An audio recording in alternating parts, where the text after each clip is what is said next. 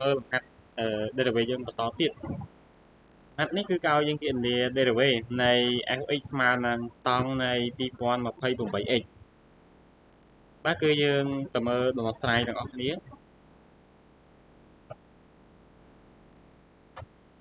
ដោះស្រាយគណនា derivative នៃ f(x) ស្មើនឹងតង់នៃ 2028x ដើម្បីដោះស្រាយលំហាត់នេះគឺអ្វីដែលសំខាន់ជាងគេ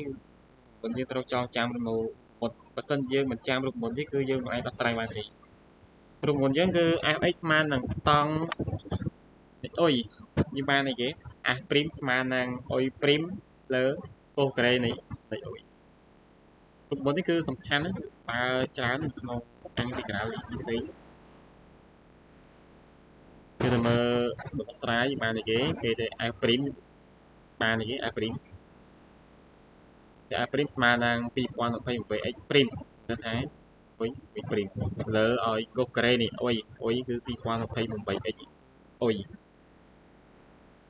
ស្មើនឹងគេស្មើនឹង2000ពេល derivative បានគេ derivative គឺ 2028x derivative ទៅគឺយើងបាន2028លើ